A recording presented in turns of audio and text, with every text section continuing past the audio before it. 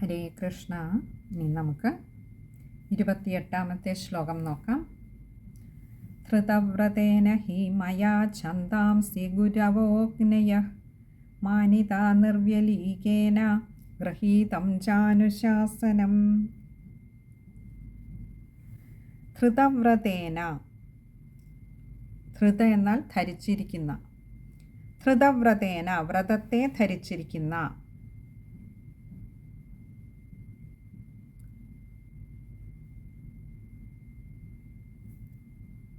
He മയ, മയ എന്നാൽ എന്നാൽ, വ്രതത്തെ ധരിച്ചിരിക്കുന്ന എന്നാൽ, ഛന്ദാംസി, ഛന്ദാംസി എന്നാൽ വേദങ്ങൾ, വേദങ്ങളും ഗുരവോഗ്നയ, ഗുരവ എന്ന് പറഞ്ഞാൽ ഗുരുക്കന്മാർ, ഗുരുക്കന്മാരും വേദങ്ങളും അഗ്നയ, അഗ്നികളും. അപ്പോൾ ഗുരവോഗ്നയ എന്നുള്ളിടത്ത് ഗുരവഹ അഗ്നയ രണ്ട് വാക്കുകൾ വരുന്നുണ്ട്. അപ്പോൾ വ്രതം, വ്രതത്തെ ധരിച്ചിരിക്കുന്ന എന്നാൽ വേദങ്ങളും ഗുരുക്കന്മാരും അഗ്നികളും.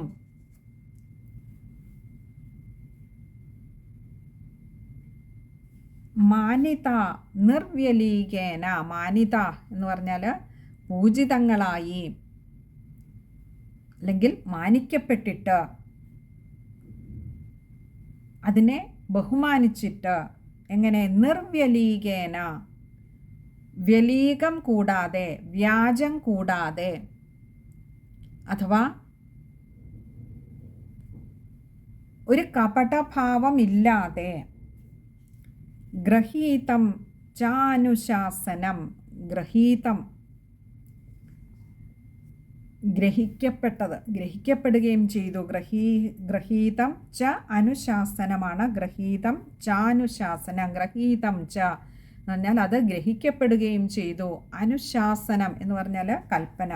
അതായത് ബ്രഹ്മചര്യത്തെ ദീക്ഷിച്ചിരിക്കുന്ന വ്യാസഭഗവാൻ, ഭഗവാൻ സ്വയം ആ നദീതടത്തിലിരുന്ന് ആലോചിക്കുകയാണ്, ഞാൻ ബ്രഹ്മചര്യത്തെ വ്രതമായി സ്വീകരിച്ചവനാണ്. അന്ന് എനിക്ക് അങ്ങനെയൊരു സത്യവതി എന്ന സ്ത്രീയോട് തോന്നിയ ഒരു ആഗ്രഹം കൊണ്ട് ശ്രീശുക മഹർഷി ജനിച്ചുവെങ്കിലും, ശ്രീശുകൻ എന്ന പുത്രനുണ്ടായെങ്കിലും,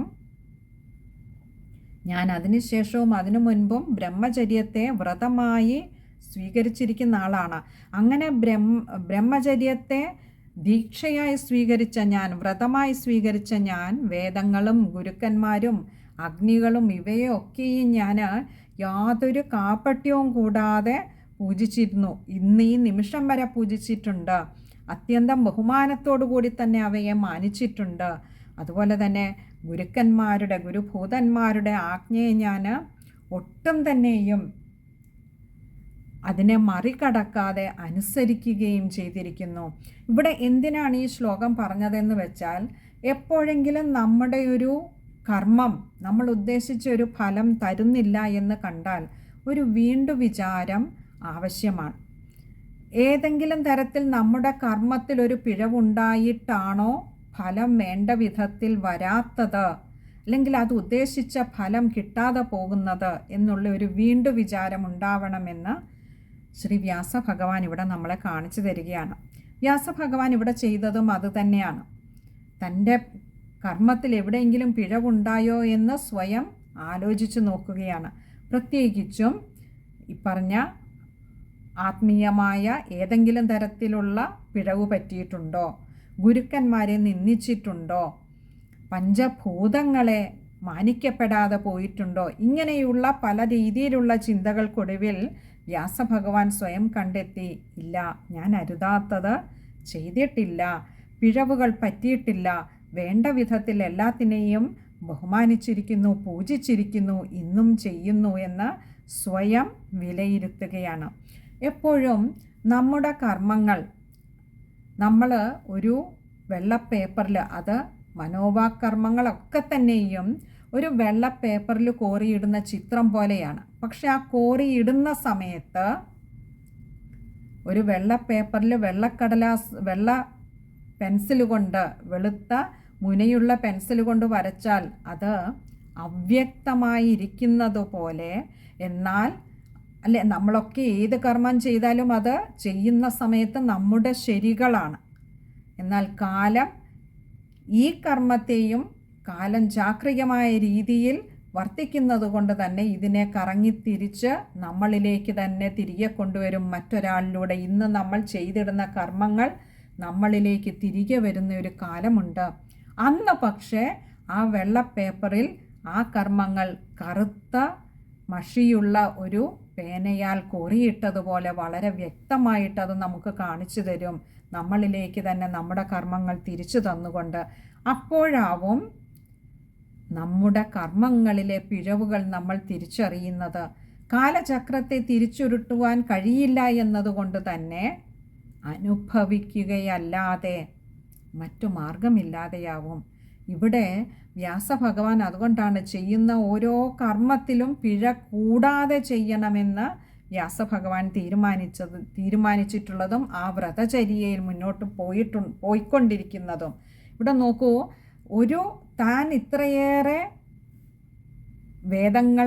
വേദങ്ങൾ സാധാരണക്കാരിലേക്ക് എത്തിക്കാൻ ശ്രമിച്ചു, അത് കഴിയാതെ വന്നപ്പോൾ മഹാഭാരതം രചിച്ചു. എന്നിട്ടും മനസ്സിന് തൃപ്തിയാവുന്നില്ല, അത് വേണ്ട വിധത്തിൽ എത്തിയിട്ടില്ല എന്ന് കണ്ടപ്പോൾ സ്വന്തം കർമ്മങ്ങളെയാണൊന്ന് ചികഞ്ഞു നോക്കിയത്, എവിടെയെങ്കിലും പതിരുണ്ടോ എന്ന്.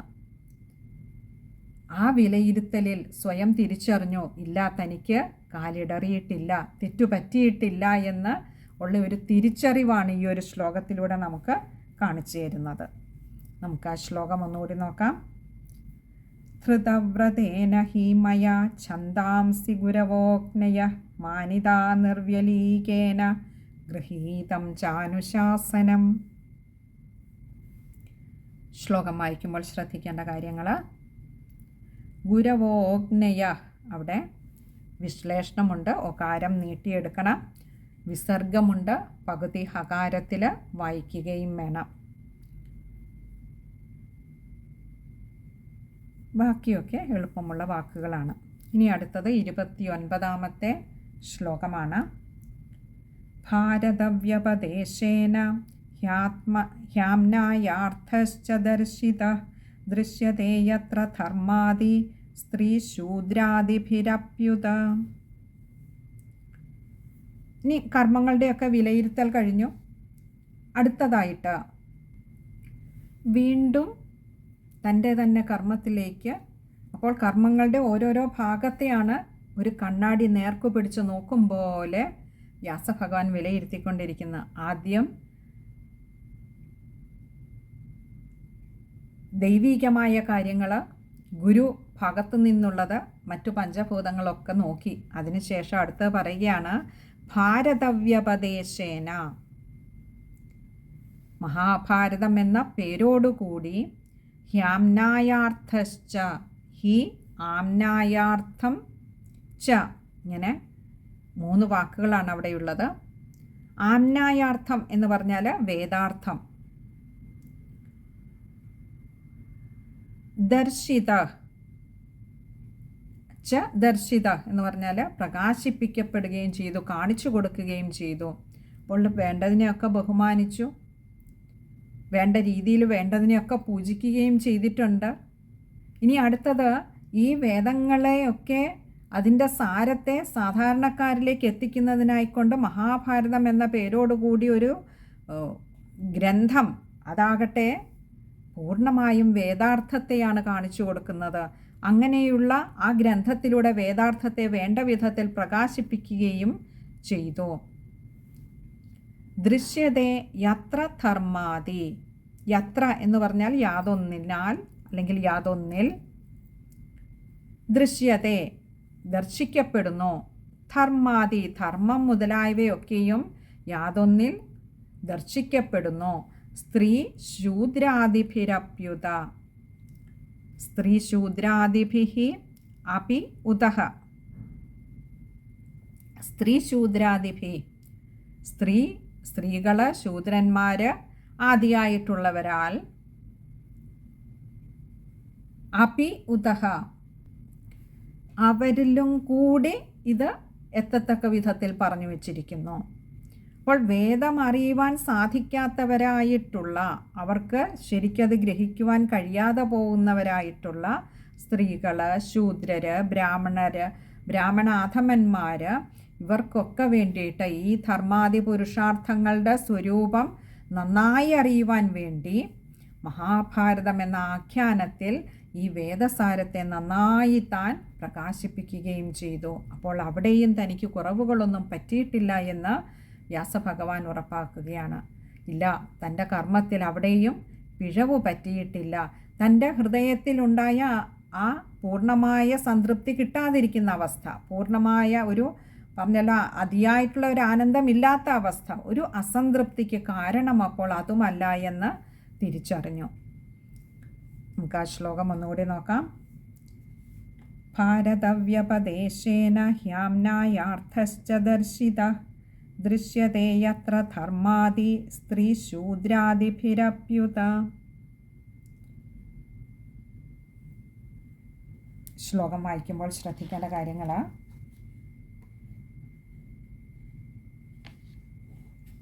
ഹ്യാംനായാർത്ഥശ്ച, ഹി ആംനായാർത്ഥ ച, ഇങ്ങനെയാണ് വാക്കുകൾ വരുന്നത്. അതുകൊണ്ട് തന്നെ ഹ്യാംനായ, ഹ്യ എന്ന അക്ഷരത്തിന് അകാരം നീട്ടിയെടുക്കുക. ആംനായാർത്ഥശ്ച, ഹി എന്നുള്ളത് അവിടെ മുമ്പ് നമ്മൾ പറഞ്ഞിട്ടുണ്ട്, ഉറപ്പിച്ചു പറയുവാൻ, അങ്ങനെയാണ് താൻ അങ്ങനെ തന്നെയാണ് ചെയ്തിരിക്കുന്നത് എന്ന് കാണിക്കാനാണ്. ദർശിത, അവിടെ ഒരു വിസർഗമുണ്ട്, പകുതി ഹകാരത്തിൽ വായിക്കുക. അതുപോലെ സ്ത്രീ ശൂദ്രാദിഭിരപ്യുത, സ്ത്രീ ശൂദ്രാദിഭി അപി ഉതാണ്. അതുകൊണ്ട് തന്നെ പ്യ എന്ന അക്ഷരത്തിൻ്റെ ഉകാരം വായിക്കുമ്പോൾ ശ്രദ്ധിച്ചു വായിക്കുക. ഇനി അടുത്തത് 30ാമത്തെ ശ്ലോകമാണ്. തഥാപി ബത മേ ദൈഹ്യോ ഹ്യാത്മാ ചൈവാത്മനാ വിഭോ അസമ്പന്ന ഇവാഭാതി ബ്രഹ്മവർച്ചസ്യ സത്തമ.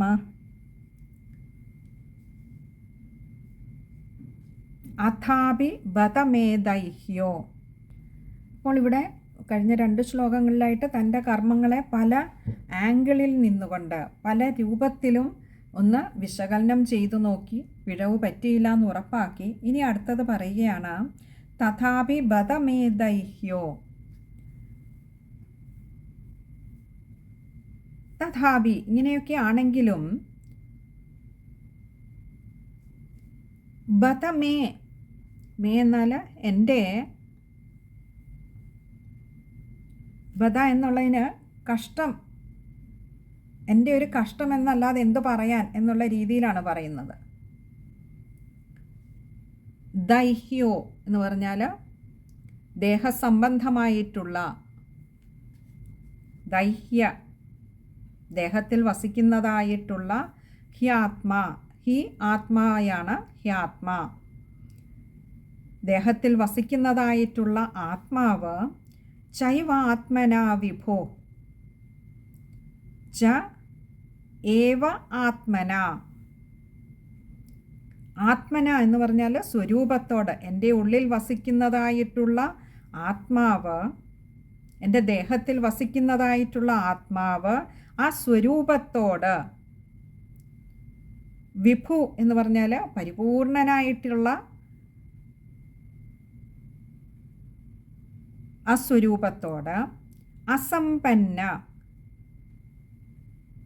എന്ന് പറഞ്ഞാൽ അതിനോട് യോജിക്കാത്തവൻ, ഇവാഭാതി, ഇവ ആഭാതിയാണ്, ഇവാഭാതി, ഇവ എന്ന് പറഞ്ഞാൽ എന്ന പോലെ, ആഭാതി തോന്നുന്നു, അസമ്പന്ന ഇവ ആഭാതി, അതിനോട് യോജിക്കാത്തവൻ എന്ന പോലെ തോന്നുന്നു. ബ്രഹ്മവർച്ചസ്യ സത്തമ, ബ്രഹ്മവർച്ചസ്യ എന്ന് പറഞ്ഞാൽ ബ്രഹ്മവർച്ചസം കൊണ്ട് ശോഭിക്കുന്നവരിൽ, അഥവാ ബ്രഹ്മജ്ഞാനിയായിട്ടുള്ളവരിൽ, ബ്രഹ്മ തേജസ്സുള്ളവരിൽ വെച്ച് സത്തമ, അതിശ്രേഷ്ഠനായിട്ടുള്ളവനാണ് എന്ന് ഇരുന്നിട്ട് പോലും, അല്ലയോ പരിപൂർണനും എൻ്റെ ദേഹത്തിൽ വസിക്കുന്നവനുമായിട്ടുള്ള ആത്മസ്വരൂപനായിരിക്കുന്ന ഭഗവാനെ അവിടുന്ന് ആ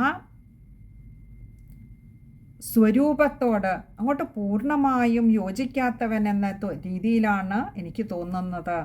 അതായത് എൻ്റെ ഉള്ളിലെ ആ ഒരു ദുഃഖത്തിൻ്റെ കനൽ കിടക്കുന്നത് കൊണ്ട് തന്നെ ഞാൻ എത്തിക്കണമെന്ന് വിചാരിച്ചിടത്ത് എൻ്റെ കർമ്മങ്ങളെ എത്തിക്കാൻ കഴിയാത്തത് കൊണ്ട് തന്നെ ആ ദുഃഖത്തിൻ്റെ ഒരു കരിനിഴലുള്ളിൽ നിൽക്കുന്നു. ബ്രഹ്മ തേജസ്സുള്ളവരിൽ വച്ച് ഞാൻ അതിശ്രേഷ്ഠനാണെന്നൊക്കെ എനിക്കും അറിയാം. എന്നിരുന്നാൽ പോലും എൻ്റെ ദേഹത്തിൽ വസിക്കുന്ന ആ ആത്മാവ് പരിപൂർണനും